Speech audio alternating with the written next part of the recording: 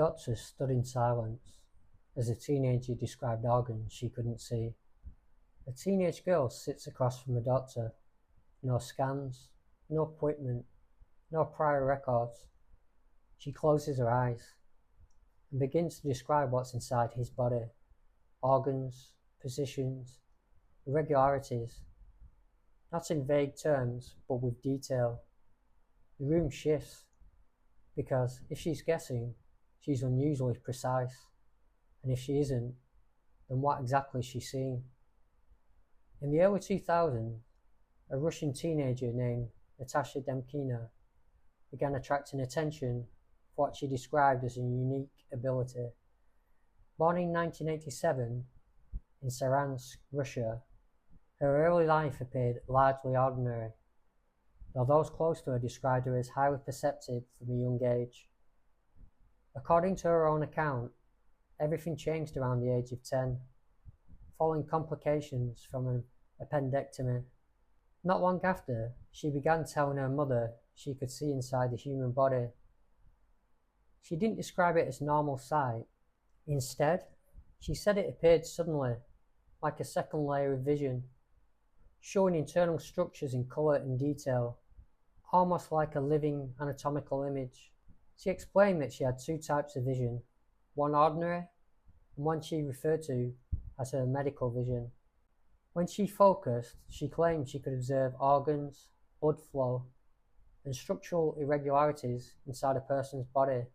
Word spread, at first locally, friends, neighbours, people curious enough to test what she was saying, then more widely.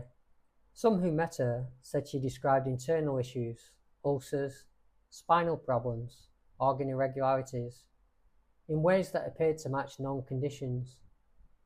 Others noted that some descriptions were broader or open to interpretation depending on how they were understood. As attention grew, so did interest from media and researchers. In 2004, she took part in a televised test arranged for a Discovery Channel documentary. The setup was structured. Several participants were presented, each with known medical conditions. Her task was to match those conditions to the correct individuals, based only on what she claimed to perceive.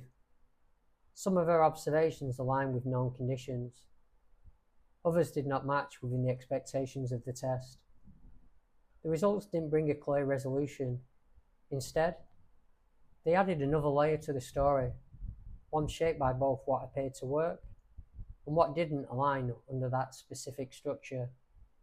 Outside of that setting, accounts continued. People came forward describing experiences they believed were accurate, meaningful, or difficult to explain. At the same time, others suggested that expectation, interpretation, or subtle cues may have influenced how some of those moments were understood. Natasha herself maintained that what she experienced wasn't something she performed.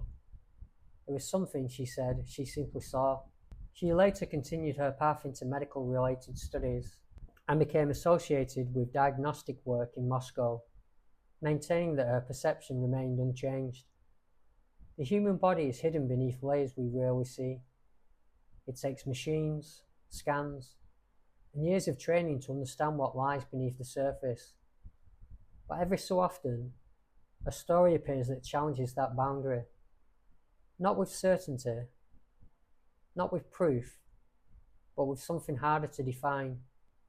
Because whether it was intuition, coincidence, perception, or something not yet understood, the question isn't just what she saw, it's whether there are ways of seeing we don't yet fully understand.